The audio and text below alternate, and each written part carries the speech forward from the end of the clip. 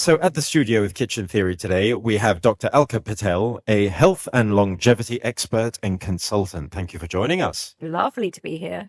So I want to pick up our conversation. We met when you had joined us for dinner. You came up to me after the dinner and you showed me this very cool piece of tech that you were wearing. And well, you were telling me about the fact that even throughout the whole 8 courses that you had with us, were you drinking that evening as I well? wasn't, No, no. you weren't drinking. I thought that might be part of it. But you were showing me that your glucose levels, was it, had remained quite steady through the meal, and you Uh-huh. seemed quite, well, I don't know if impressed is the word, but kind of curious around, or thought that was interesting at least. Why was it that that interested you? Oh, now that's an interesting question. Why did it interest me that my glucose levels Mm. during that 8-course meal had stayed stable? Yeah, why is that unique? Why is that interesting? Because I hadn't seen that before. So food is fuel, and fuel, when you talk about glucose, carbohydrates, glucose, of course you have a rise in that when you eat. So with most meals, you'd expect to see a rise, particularly if they contain food that might taste sweet or Sure. is sugary to the taste, first of all. And a lot of the food that we had in those 8 courses was delightful tastes. And so I was expecting to see a rise in my glucose levels. And the reason, obviously, that interests me from a health and longevity perspective is we know a lot about sugar. We know a lot about glucose. We know about how rapid spikes can influence our ability to think clearly, our energy, Hmm. and then longer term health as well, not just things like sort of diabetes, but even looking at things like memory and Alzheimer's. So glucose and sugar has always been a big interest of mine. And increasingly now we've got the tech that can tell us, really give us immediate feedback on how's what I've just eaten affecting me at a kind of very sort of cellular level, really, in terms of, well, how am I metabolizing? And so through those 8 courses, I was expecting to see rises and dips, Hmm. and I had a relatively stable sugar level. And this is important because we talk about, and I don't really like to use words like good food and not good Sure. food, or healthy food or unhealthy, or good or bad. Hmm. But food that you can metabolize well, that you can assimilate into your body in a way that doesn't cause a surge of insulin that's going to then be detrimental in that it's not able to do its job effectively, which is what we see in a lot of foods, Hmm. is that we're constantly eating, we're constantly getting rising in sugars, we're constantly getting peaks in insulin. And the more we have that through our lives, of course, you build up insulin resistance, your body just becomes less effective. Whereas if you can maintain a sort of steady state, you're in a much more sort of agile flow of being able to metabolize without ongoing longer term effects on your health. As I was intrigued by that, and I guess it's thinking about what was it about that meal specifically? So I have a question then. Is there perhaps something to do with the fact that a lot of the foods, obviously, that we prepare are cooked from scratch and from whole foods versus them having 8 courses of quite highly processed foods? Or would that maybe be part of the reason? Yeah, I think that plays a huge part. There's probably two reasons. One is exactly that we talk a lot about whole food, but what really is that? What does that really mean? And then the difference between processed food and ultra processed Sure. food, because of course, food doesn't go through processing. We could argue that cooking is a process. Oh, of course.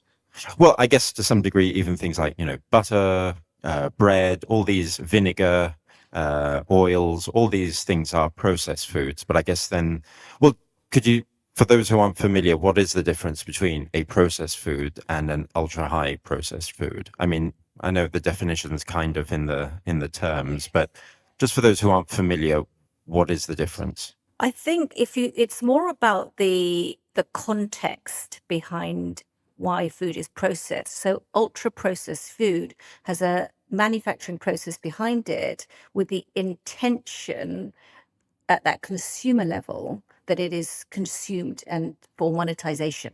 Hmm. And I don't know if people will agree with that or not, but that's the difference. When you look at processing, is processing, but the intention behind ultra processed food and why they end up on our shelves and why they end up in supermarkets is because behind that is an intention to create this desire for more, Hmm. which ultimately leads to an industry that is growing. I mean, you walk into supermarkets now, I mean, is it real food, or what do we even call food now? Yeah, I mean, I remember thinking that a few years ago, walking into a supermarket, and I guess you could almost say 100%, well, no, without doubt, 100% of the food in there is processed in some form, Sure. even if you're talking about fresh fruits and Mm. vegetables, but they're not just coming kind of falling off the tree and landing in the on the supermarket shelf.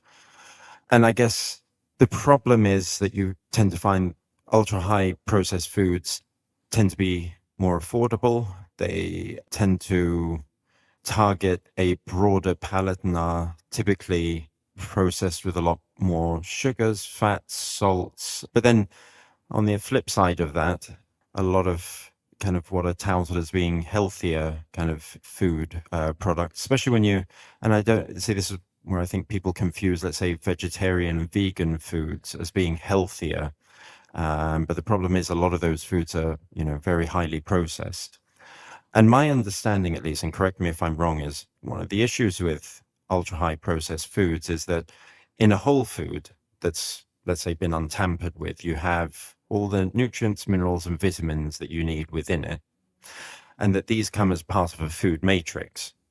And so your body's ability to absorb, let's say, the vitamin C from an orange is supported by all the other minerals and nutrients and vitamins that are in that orange that allow for your body to kind of really absorb the nutrients that it needs out of it. When you start processing those foods, you break down that food matrix.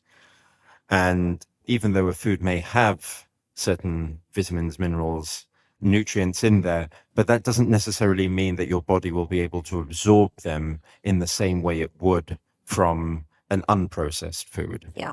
Yeah. because you've broken down that matrix. And the more processed the food is, well, the more you break up that food matrix and the more, I guess, you reduce the chances of the nutrients that you've got in the food being absorbed effectively into the body. Am I right?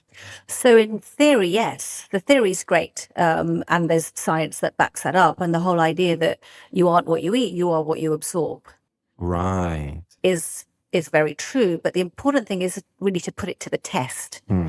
And so I do a lot of testing to know exactly that. Like, people, I get a lot of clients who will say, well, I eat well.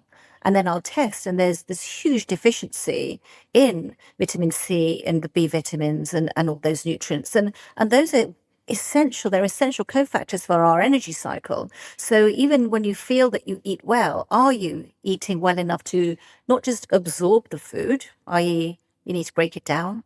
It's got to get from mouth into gut, bypass all those acids, got to get from gut into blood. It's got to get from blood into cells. And then those energy powerhouses, your mitochondria, have got to know what to do with it in order to then create this beautiful molecule called ATP and energy. And that's just thinking about food as fuel. Hmm. And so the more you're processing this food, you're making this assumption, of course, that we can recreate what's going on in nature in a manufacturing process. And of course we can't, because we've never really put it to the test. We haven't tested all these manufacturing processes together with food and seen what is the output of all of that. But we know what happens when you eat an apple, when you eat a broccoli, and what those nutrients in those foods are. Because there's also, I talk about food as being for fuel, which we talked about, but also food for function. Because of course, there's a function to every element in that matrix of food, be it the phytonutrients, and there's thousands of those now. And again, here we've got this whole industry trying to recreate the turmeric and trying to recreate curcumin and trying to recreate these phytonutrients that we find naturally in food into, again, another industry of supplementation. Then that you can pop this pill and have everything that you'd find by eating the broccoli and the carrots and the whole foods. And for those, so why is it preferable to eat the whole food version of these ingredients to get access to these compounds and molecules versus taking the supplements? I think we have to have a reality check here, is the truth here, because, I mean, you touched on it a little bit, saying that food is expensive. Real food, whole food, plant-based food, food that's coming straight out of the soil is more expensive. There's probably a counter argument to that. I think we can find food that isn't. Eating broccoli or eating a burger. I'm sure that I haven't looked at sort of costings per se, but you can eat. I guess, sorry, yeah, to caveat that with, in a day and age where people don't know how to cook from scratch. Right. Yeah.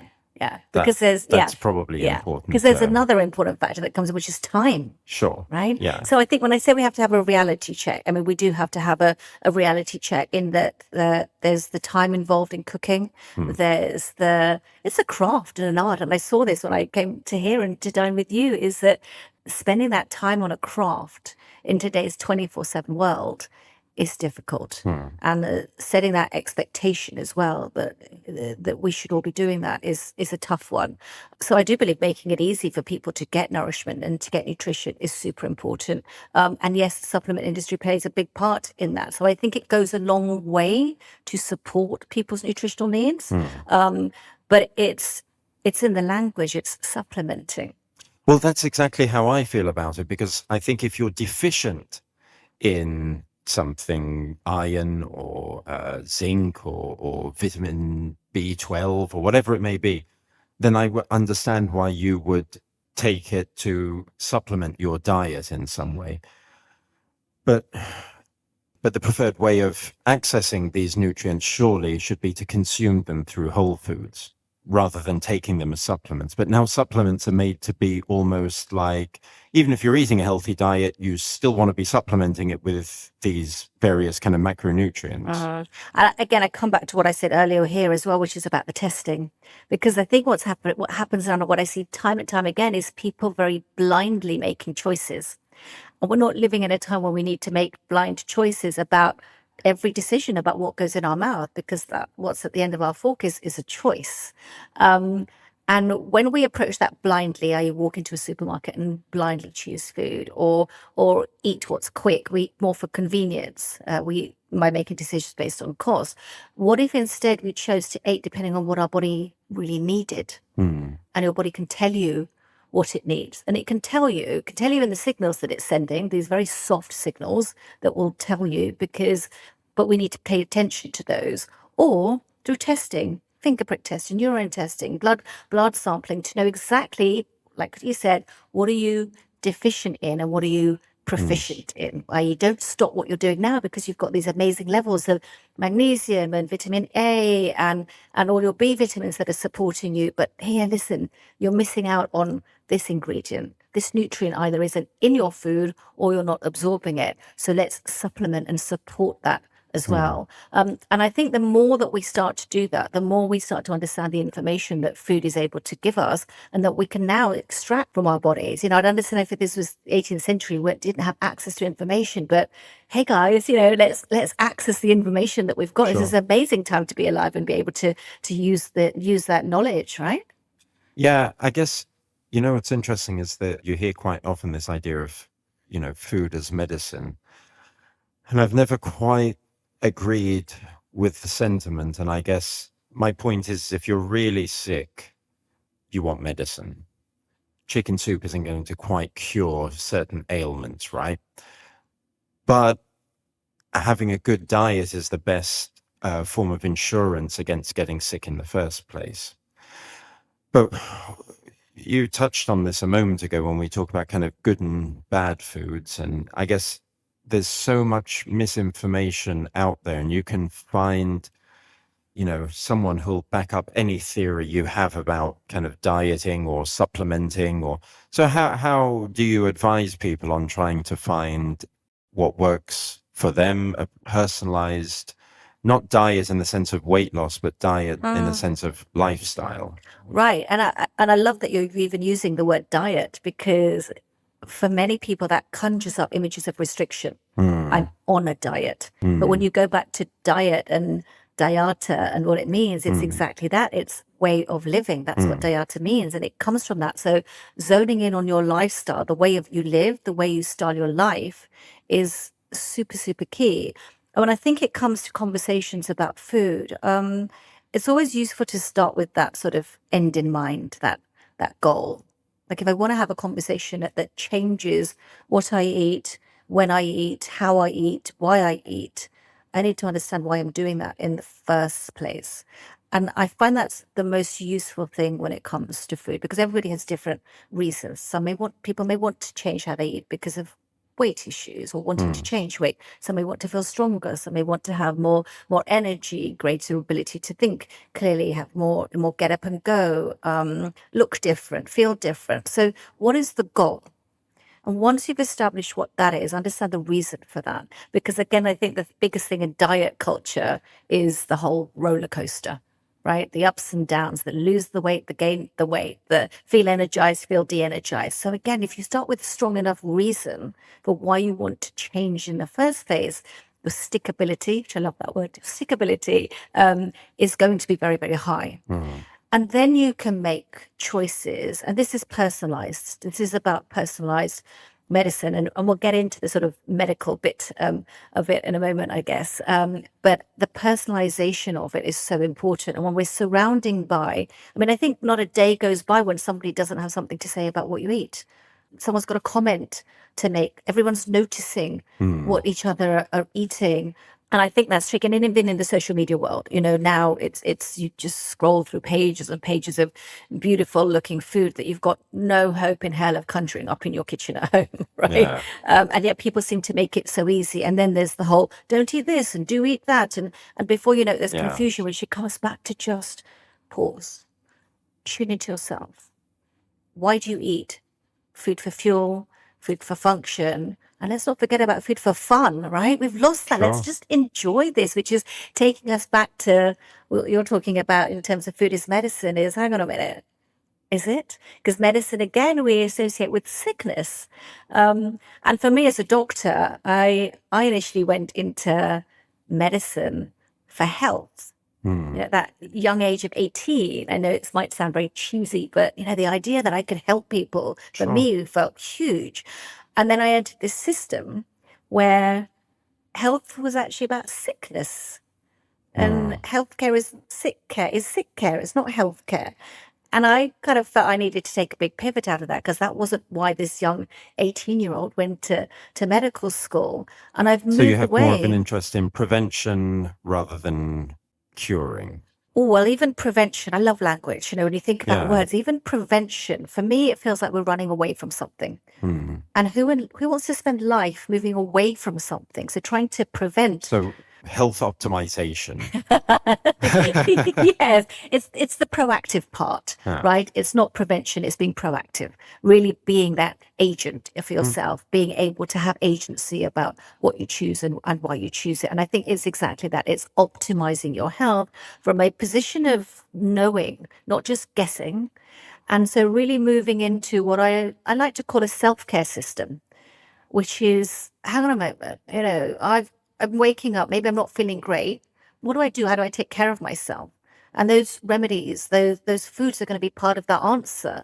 And having those opportunities and options to understand what self-care looks like so that you can optimize your health. How linked do you think, because you just brought something up that I find particularly interesting, how linked do you think food and mood are?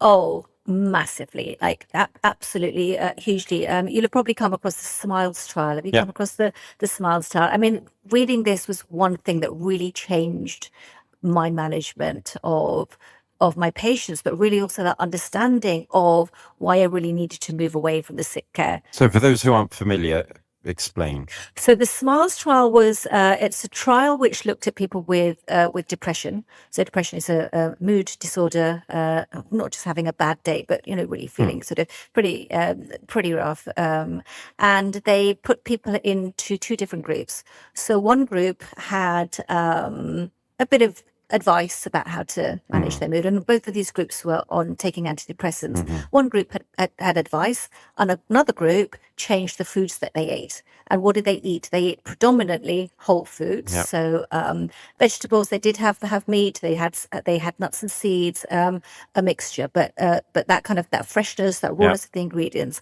And what was super striking was that in the group that had food approach to their mood, over a third of them were able to stop their antidepressants, vanished. Depression disappeared. Wow.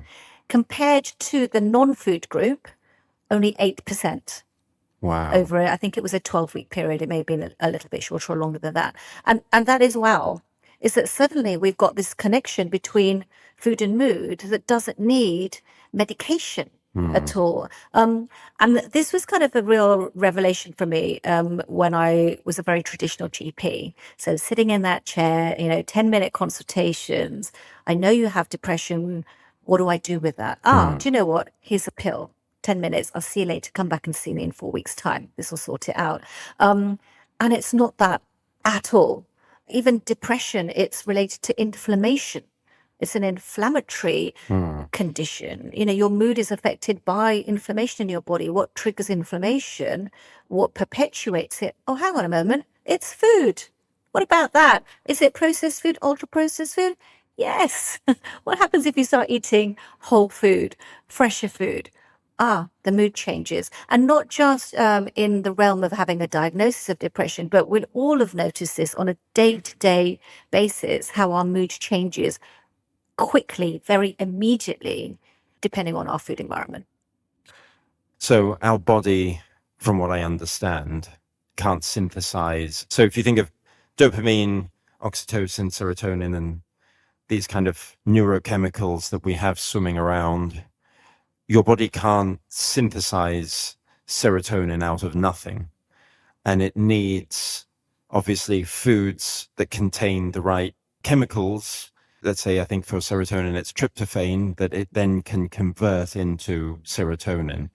So I guess even from that point of view, the fact that we now understand that these chemicals need some kind of fuel in order to be able to synthesize them and to give you that, is that part of the reason then that maybe in these ultra highly processed foods that we're seeing, as people are eating more of these ultra highly processed foods, that we're seeing rises in depression? Is there some kind of a correlation there then? So the correlation there is likely to be related to your gut and the gut microbiome.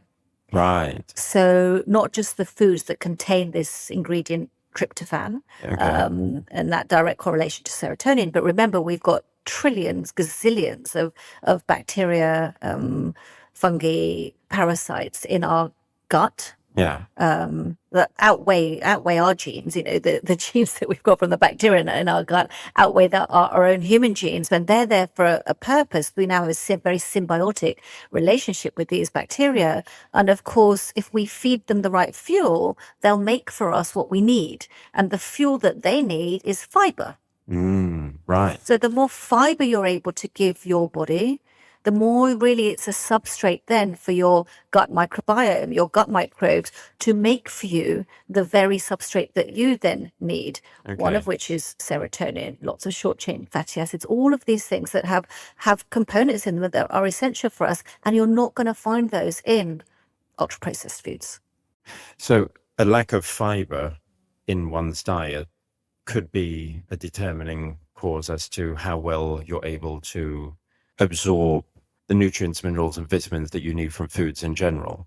Yes, hugely. So there's absorption, and then there's also just the bacteria making new substances that we're not able to make and ourselves. We need these bacteria in order to be able to produce and synthesize these kind of chemicals. Absolutely. So again, from a testing perspective, I test people's guts and then microbes and what their microbiome, what the diversity of that population of bacteria is. And we're just starting to learn more and more about this. And if you've got one extreme where you've got a very, very diverse population of bacteria, that can be super helpful. And on the other extreme, where you've got a very minimalist diversity of a population, you're missing out on certain things that bacteria A could give you. Akkermansia, for example, is one, or lactobacillus is another. They both give you different things. And if you wipe out one population, and some of that is down to your lifestyle, and how do you wipe out these populations of gut microbiome, of gut microbes that you have? And you nurture and increase these through eating foods that are rich in fiber and rich in, let's say, live yogurt, or things that are rich in live active bacteria, right? Which you don't get with pasteurized, ultra highly processed foods, right? Right. So you can either give yourself the bacteria, which Hmm. is giving yourself those probiotics that contain these valuable Because there's bacteria. a lot of controversy around probiotics, right? Do they work? Don't they work? In theory, the science works, Right. right? But in trials, it doesn't seem like there seems to be any kind of long-term effects.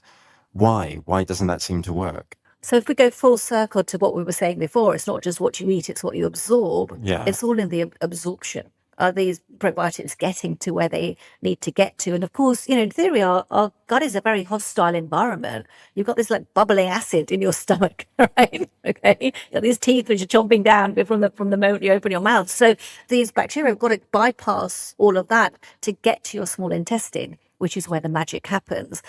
So part of the reason, again, talking about supplements, is you can take probiotics in a bottle that are full of the bacteria that you need and think that they're going to reach the very destination that you need them to. And some don't. So the important thing is really to again look at the science behind the particular probiotic that you choose, and make sure that it's got the right quantity, so number of colonies of bacteria. You need a high number of colonies for some of those to then end up where they need to, but also that they've passed the acid test, for example, to bypass the stomach acid. And there's lots of different formulations. There's liquids and capsules. But again, it's back to that initial: why are you taking these probiotics? Are you doing them to supplement the food that you're having? Have you identified on a particular test that there's the deficiency? Can you get these from food? Or is the reality of your busy life that you can't? And we haven't even got into the quality of the soil as well. Even for our kind of natural foods, isn't orange an orange anymore. But that has always been at the forefront of my mind when, especially in the last 10 years, where we've seen quite a significant rise in the number of vegetarian and vegan people who lead those diets.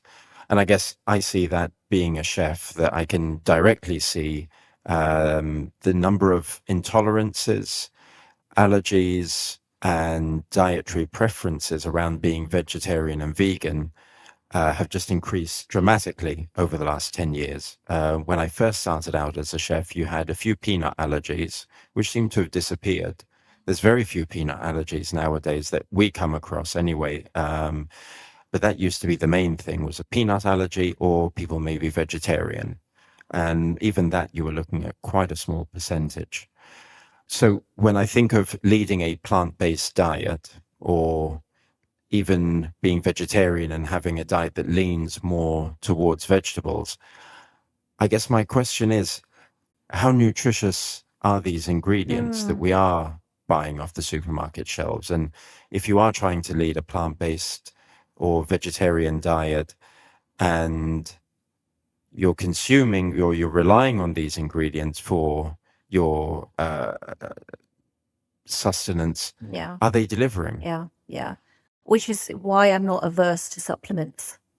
Is exactly that. Is an orange is not always an orange. We don't know that we're getting everything that we could be and should be getting from that orange, and hence we do have deficiencies in our absolute body needs for these wonderful cofactors and all the phytonutrients that we need. And so that's very, very relevant, and it comes back to testing and targeting. So that people who are watching or listening have an idea, what kind of testing are we talking about? What can one do to gain a better understanding of where their deficiencies are, or where they may need to improve their diet? Yeah. One of the kind of sad things I've discovered so far in all the testing that I've done in all the years that I've been doing it is I haven't found a single human being who's got a full complement of everything that they need from their food that allows them to have the full fuel and the function that they need. And this for me is very telling, is that what are we doing about the way that we're eating that means that we're not getting everything that we need? So the testing, just to answer your question, is that I do is either blood testing or urine testing. Okay. And what do they tell you? So the full complement of your vitamins from A, B1, 2, 3, 5, 7, 6, all of those 12, things like your minerals as well, magnesium, manganese, zinc you mentioned. Also phytonutrients. Have you got enough plant-based antioxidants on board. So antioxidants are super important for us as a defense organism in a way. You know, from the moment that we're born, that first breath, we're in defense mode. Right? Our survival depends on us defending ourselves against everything that's coming at us. And everything is the enemy in the beginning until we learn to understand what works for me and what doesn't. So when you talk about allergies, our bodies have got to learn what do I need to mount a super allergic response to, and I don't want this anywhere near me, or what am I able to understand is right for me. And you're right. I'm not even answering your original question because I'm going off a That's tangent, fine. which is Yeah. great. But again, I'm seeing a lot more of these sort of diagnostic labels, and it starts to make me feel a little bit uncomfortable because as a doctor, one of my roles is as a diagnostician. Right, it's the thing I've always been taught to do is this: collate all these symptoms, collate these numbers, collate all this data, and then give it a label. And so we're giving these labels of thou art allergic to peanuts, and have got a deficiency of lactase, and thou art A, B, and C. And then it's suddenly like, are we getting better at diagnosing? Are we picking up what we should have picked up years ago, or are we just over labeling everything? And there's this heightened sense of worry and nervousness. And it's a difficult space to navigate, honestly, because then you get these awful stories of somebody biting into a sandwich, and then there was that tragic story of the young girl who passed away Poppy from seed. yeah. Yeah. And so this heightens everybody's awareness about what is safe for me to eat and what isn't safe for me to eat. And then we go all the way away so far from nutrition and fuel and function and fun of food to, gosh, food is the enemy. Like, you know, I can't eat plants now because they've got these things called lectins in them. And lectins are how plants protect themselves. And if I eat them, I won't be able, you know, and we hear all of this stuff and suddenly food becomes the enemy. And so we go full circle into food that's meant to be fun and nutritious to it becoming such hard work. And I think we're still learning. And I learn every single day from every single test that I do on every single patient, because there is this beautiful uniqueness that we need to tap into individual stories around food and meaning, and bring in culture into that and bring in memories. And, you know, one of the most delightful experiences of eating with you was that whole sensory experience of food again. And we've lost that, you know, just not just our five senses, but that whole association and memory that comes with food that then plays out in our ongoing daily choices as well. And I think it's really important to recognize some of the narrative that comes with that as well. Yeah. I mean, sensory dining, I always think of this in the sense of it's really about making people mindful about what they're eating. And I think that's one of the things that we're lacking now more than ever because of the pace of people's lifestyle, the distractions, the many, many distractions that we have, ranging from our phones to emails to, you know, just life going on around us, TVs, radio, whatever it may be. There's a lot of distractions around. And how often do we really take the time to be mindful about the foods that we buy, the foods that we prepare, the foods that we consume? And if you think about it, cooking, people who enjoy cooking, a lot of them will say, oh, it's almost meditative. And I love, you know, cooking because, you know, but I think very few people feel that way. Actually, a lot of people feel cooking is really stressful. And they feel like that because I guess they're cooking out of necessity. They've got to cook. They've got to get a meal on the table for themselves or their family or whoever it may be. So cooking isn't something that, you know, is approached with a sense of mindfulness and enjoyment and pleasure. And I think this idea of trying to reacquaint people with the sensory appreciation of food, and I think that's a big part of what we do with our dining experiences, is really trying to kind of highlight to people how cross-modal and multimodal something like flavor and the enjoyment of flavor really can be. For sure. And you know, this in a way is something that I guess people can do just by slowing things down a little bit and kind of being more mindful. But increasingly, you find that there are even different types of technologies that are kind of coming into trying to look at how you can make people, in a way, approach food in a more kind of with a more mindful approach. I think if we did take a more of a mindfulness approach towards eating, we feel more satiated, we'd enjoy our food more, we'd get a lot more out of it. Yeah. But I think that's tough to convince people to do in a way. So I did a very interesting thing a couple of years ago. I hit one of those big birthdays, you know, those big decade birthdays. And of course, everybody around me was, where's the party? How are we celebrating? And I was, no. And I got onto a plane and I took myself off alone, solo travel, and I went to the mountains of Spain. I just had this calling, this sense of just this noisy world that we're living in, and I just needed to just have some space. And I dipped into silence. And when I say silence, I didn't speak for the next 7 days. So I had 7 days of complete silence. And in the beginning, my body couldn't keep still. It needed to move. And so I let it do that until I was able to just still. And that took about 2 days. And then the mind needed to still. And it started to do that. And as I did that, and coming back to food, the whole experience of food changed for me. And every bite of food that I had, I'm telling you, I fell in love with an orange. And when I say love, this huge, release of that oxytocin and those beautiful neurotransmitters, I could feel it because I was eating it so purposefully, so mindfully, and just connecting the experience of the feeling of the juice in my mouth, knowing that somebody somewhere had planted a seed. Somebody else had watered that seed. Somehow this tree had grown. Somebody plucked that orange and it somehow landed in my hands to give me nourishment, to give me vitamin C and antioxidants and everything else that I needed, and to enjoy that moment. And I think I'm not for one moment suggesting people need to step into 7 days of silence or even 7 hours, but can you maybe try 7 minutes? And if you can't do that, could you try 7 seconds? When you do pick up that next anything, can you just try just 7 seconds of silence while you do that? And that's how you can enjoy and slow.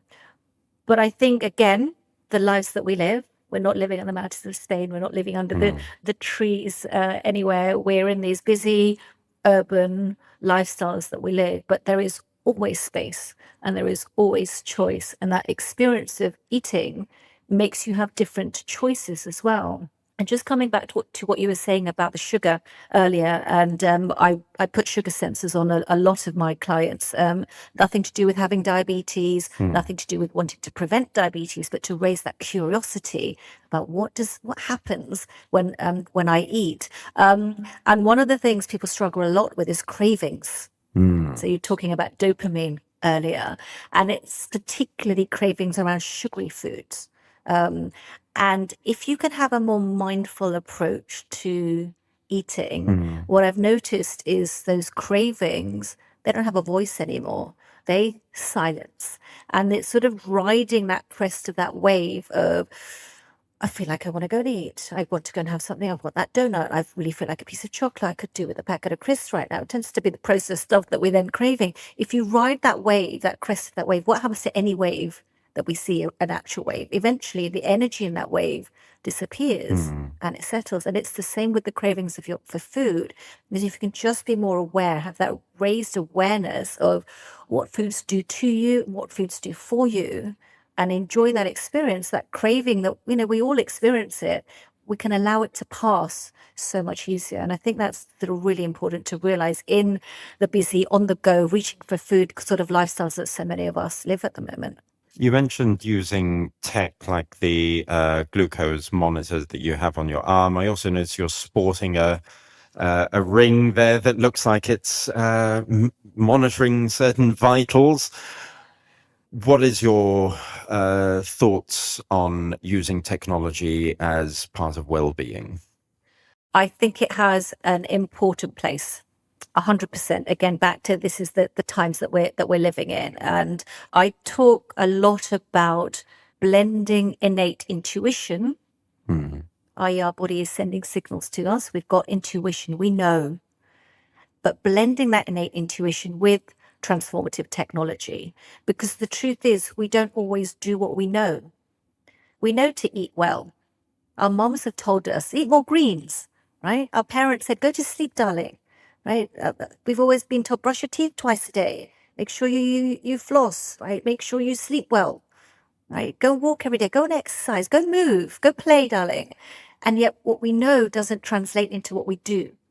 So many people don't even get sunlight in their eyes every day. Wake up in their homes, don't get outside for not even 2 minutes. An artificial light all day long. What does that do to your circadian rhythms, to your natural rhythms?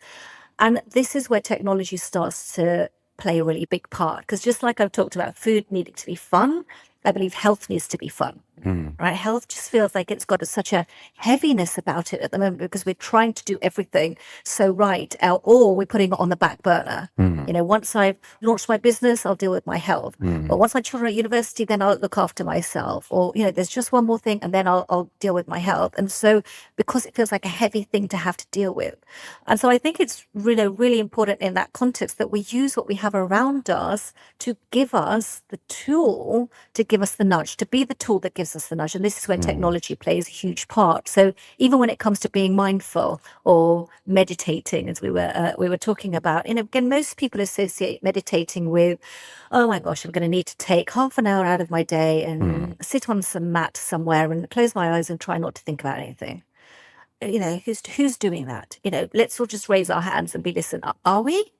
So what's another way to do it? Because what most people want? They want to be able to focus. They want to be able to pay attention to what's going on now rather than all the other tabs that are open on their computers at the same time. And that computer in your brain has got multiple tabs open at the same time. So using technology, using a tool, I often wear a vibrational watch, for example, which vibrates at set frequencies to enable me to focus differently or to activate my parasympathetic nervous system at the right time for me, so that I know that I'm out of stress mode and into relax mode. There's devices that you can sort of put around your neck, devices that you can hold that I should put my whole toolbox open. But I use these in my medical practice. And this may sound very unusual to people, is that, health tech, what part does that play in a longevity practice, in a medical practice? And it plays a huge part in my practice now, because I recognize it's the very nudge people need to get them going, to do the thing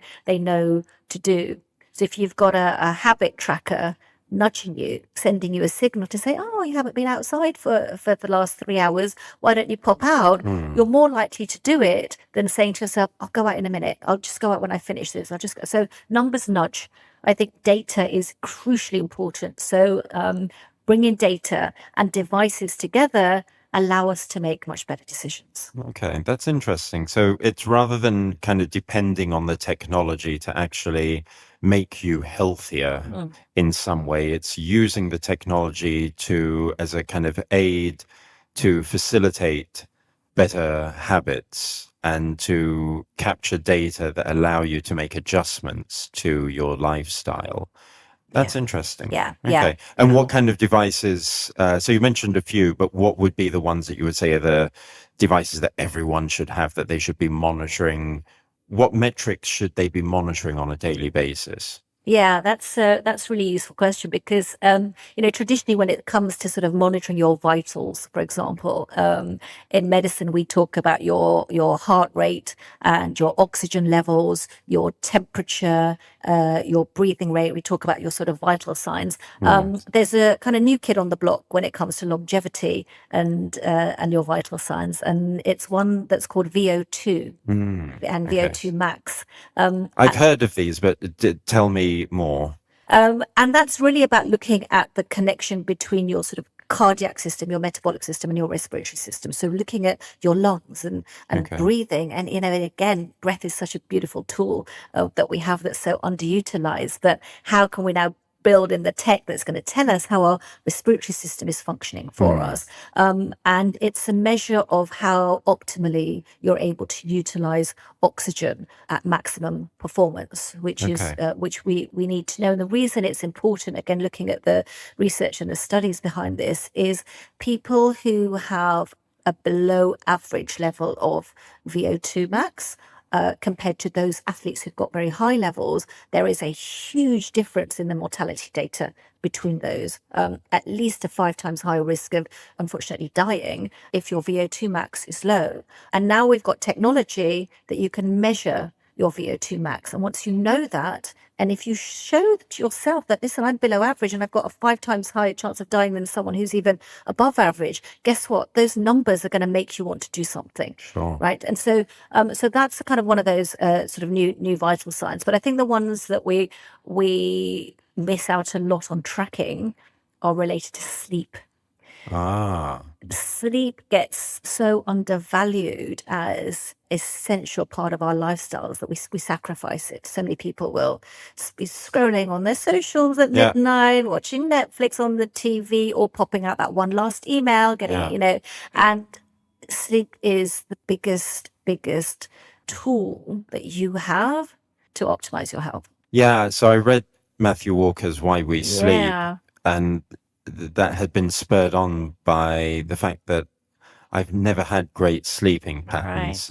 I've just never found it easy to get to sleep. And I run quite well on very little sleep. So a combination of those two means that I've always sacrificed sleep. In lieu of not so much staying up and watching TV as much as working or just spending time trying to get sleep, being frustrated by it, and then eventually getting up and doing something. And for about 2.5 years, I was getting up at 5 a.m. and doing that kind of routine, not getting sleep early enough to merit getting up at 5 a.m. And eventually, after 2.5 years, I started, Matthew Walker's book had just come out, and I started reading Why We Sleep. And I realized that essentially I was very slowly killing myself. And I started becoming, I wouldn't say that I've got my sleeping patterns down to being perfect, but I've definitely improved upon or become more mindful of making sure that I get more rest.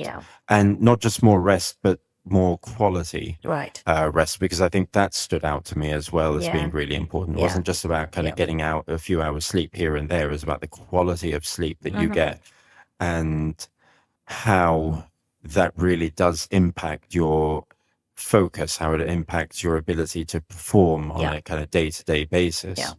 And I guess sleep does, even when it comes to working out and doing stuff like that, sleep and diet are among the most important kind of elements that contribute towards, the kind of achieving the results that you want.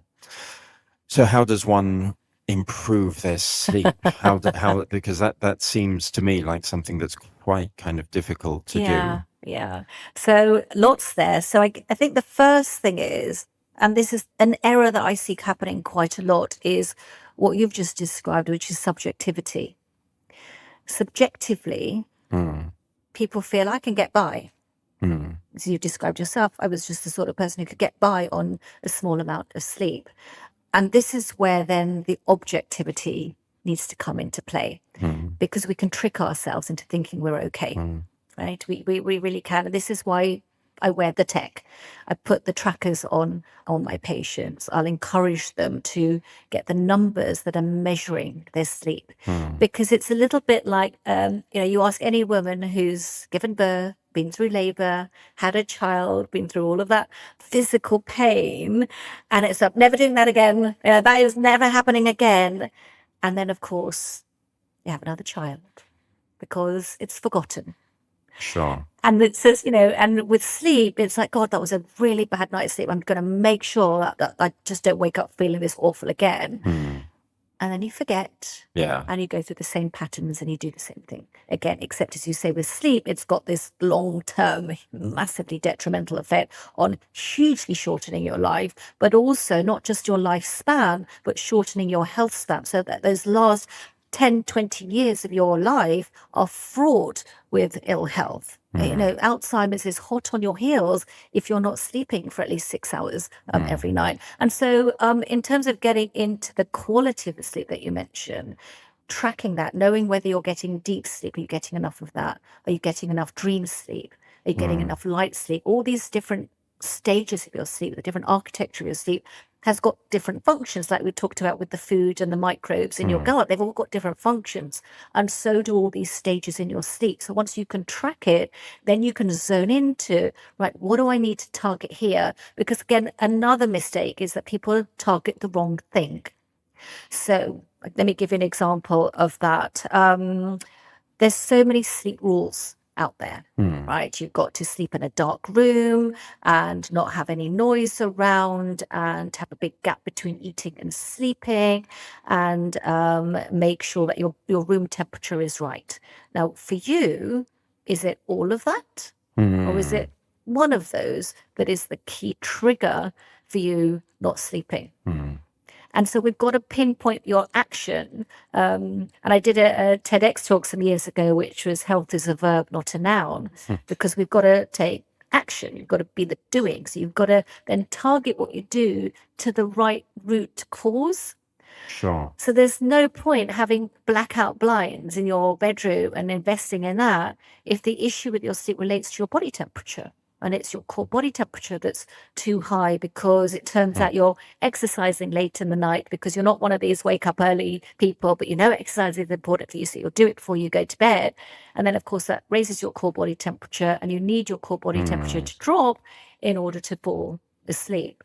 And so I think the first thing is to really sort of try and identify what is the thing that is triggering me to not sleep, and which phase of sleep am I struggling most with? Because if it's I'm not falling asleep, which is a very, very common problem, about a third of people have issues sort of with that initial phase of sleep, which is falling asleep. The likelihood is it's related to light. That tends to be the most predominant factor, and that's because of melatonin. So melatonin is the hormone that triggers you to fall asleep, not necessarily stay asleep, but that initial falling asleep. And what it needs to know, it needs to understand a differential between daylight and night light in order to be triggered. So again, if most people are spending all day in artificial home lighting or office lighting, your melatonin signals are not being activated by this big differential of being outdoors in 100,000 lux of light on a really sunny day, or even 10,000 lux of light on a cloudy day, compared to the 2,000 you get being indoors in so-called natural indoor lighting. So one suggestion would be for everybody to step outside in the morning. Whatever time of morning that is for you, be outside, even if it's just for 5 minutes, because you'll get that reset.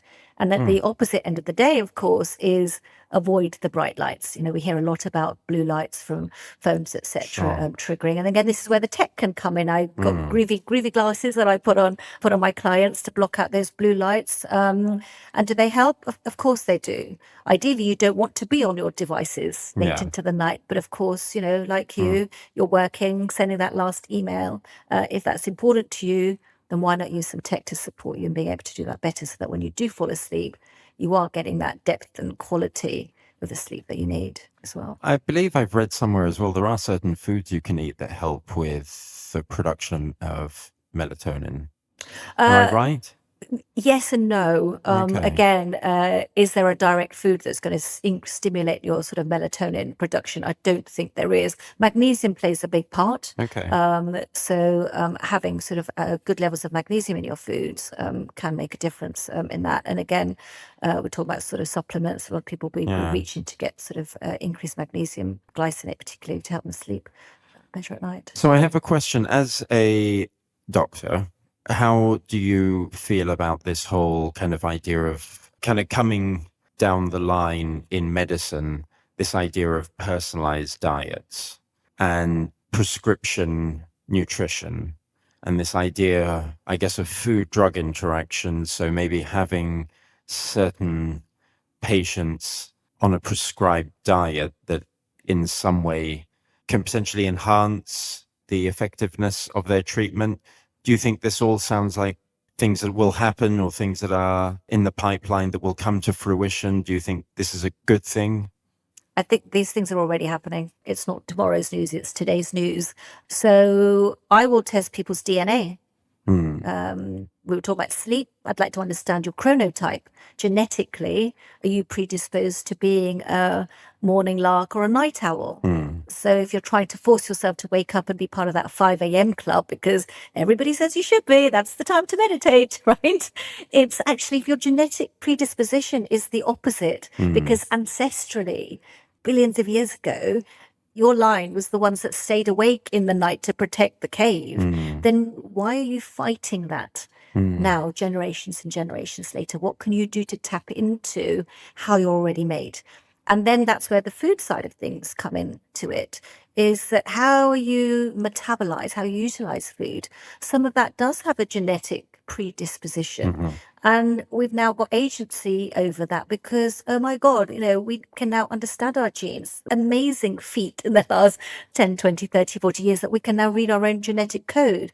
And so that level of personalization, just like being able to have your fingerprint done, and that's so unique to you, your own genetic code is unique to you. And again, I come back to sort of knowledge is information, knowledge is power if you take action on it. So why now know all this about you if you don't then utilize that to help you and support you to live a longer health span and have a longer lifespan? So I think it is today's news. Like with anything, can we go overboard on these things? Of course we can, right? And then we run into risk of things like new diseases coming along, new mental health conditions coming along, because we're now afraid of food again, because I can't touch this because my genetic profile said I shouldn't, or et cetera, et cetera. So personalization is hugely important. And it's very much what my practice is certainly based on, is you, the individual. That's very true. And there's this common misconception that there are these diets out there that, because it's worked for a particular celebrity or because it's worked for your friend or your neighbor, that in some way you expect the same results out of that.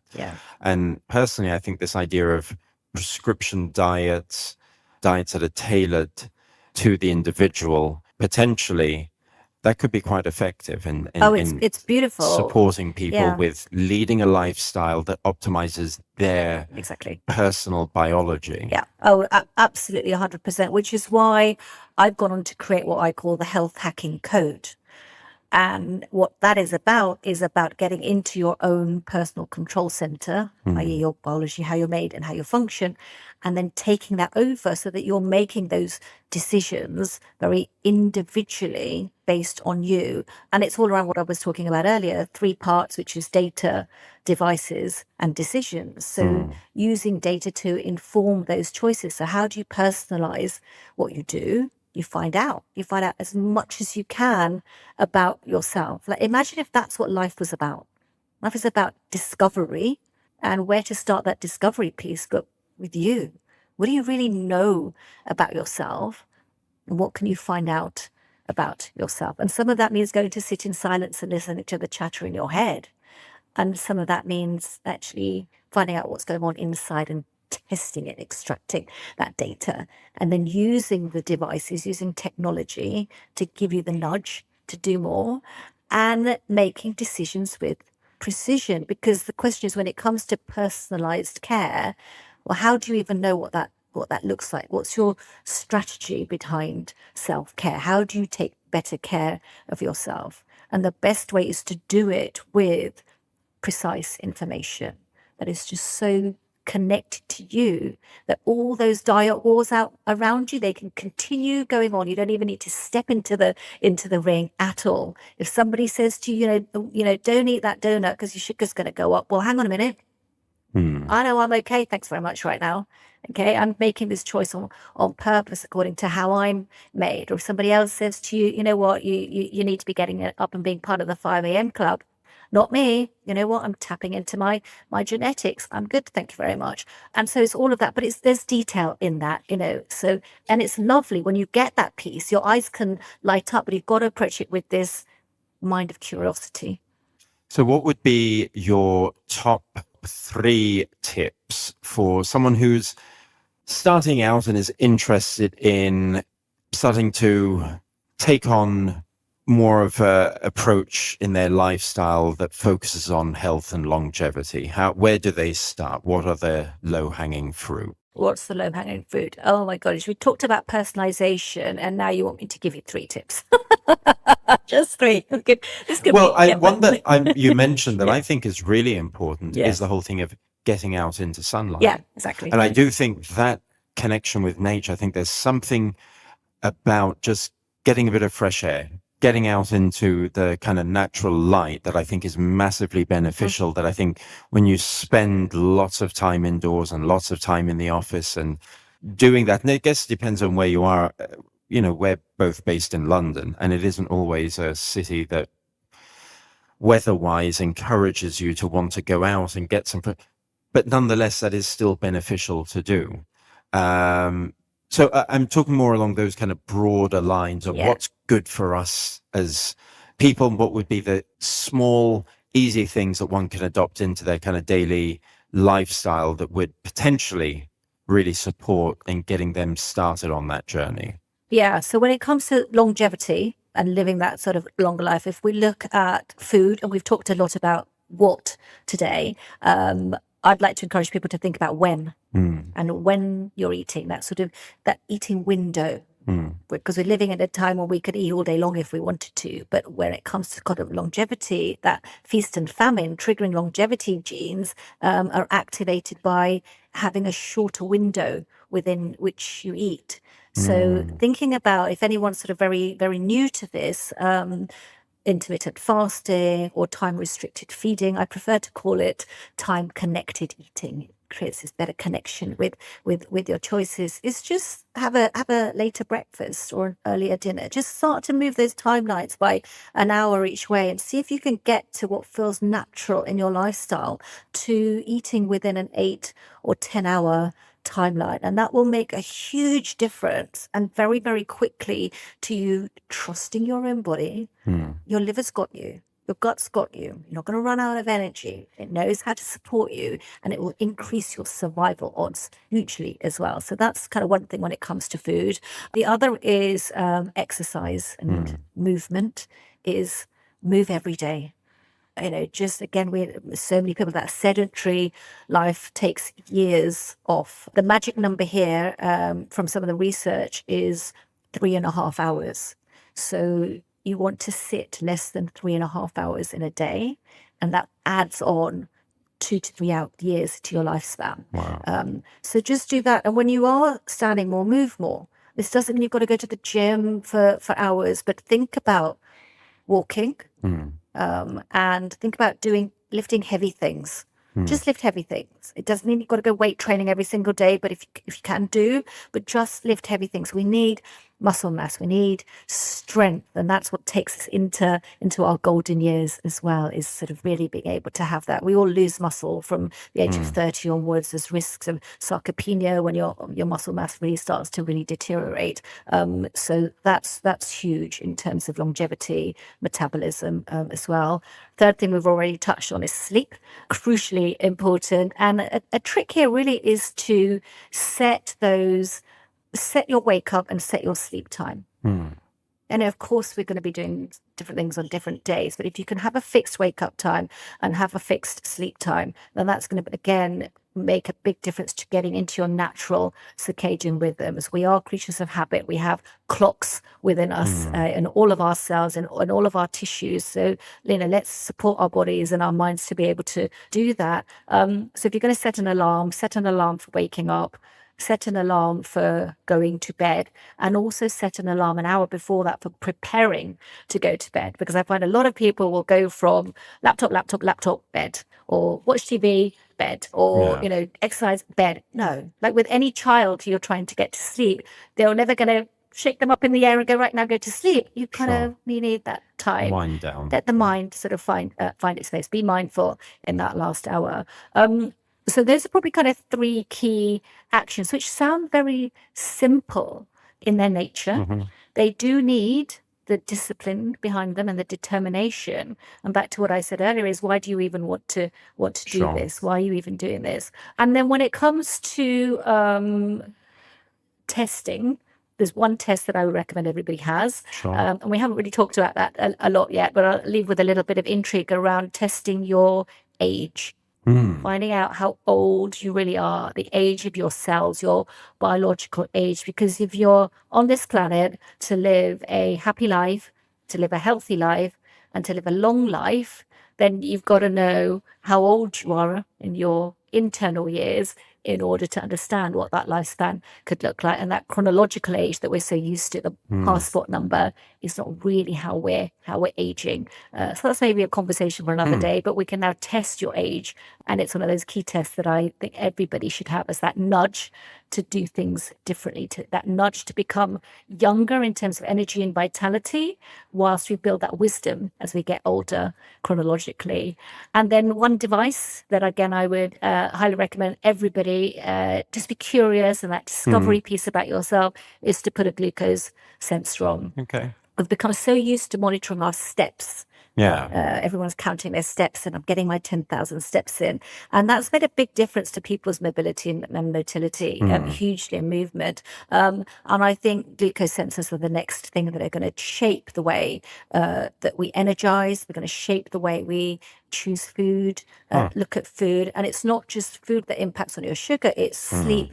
And another thing we haven't talked about, which is stress. So great topics for another day, but definitely sort of, get a sugar sensor on, measure your biological age, do those three things in relation to food, movement, and sleep. And your lifespan is already going to be expanding. So you mentioned that you've done a TEDx talk, and where can people find out more about your work and what you do? Oh, yes. So my TEDx talk is called Health is a Verb, Not a Noun, and talks about those principles in your lifestyle that you can really start to shape. So if you want more tips, there's at least another half a dozen in there of things that you can do. So that's online on TEDx.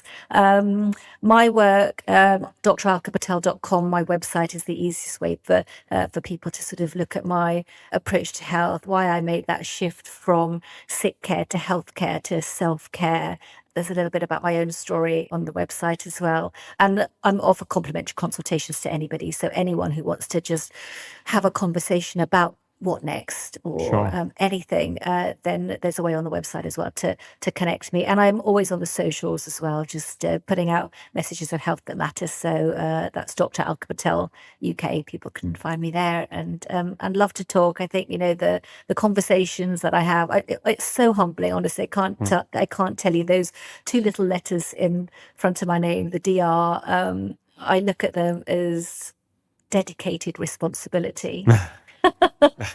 So that's kind of where how I approach health, and so always open for a conversation with anybody. Well, thank you for being open to this conversation. No, it's been a real pleasure having you at the studio. Thank you. Likewise, thank you.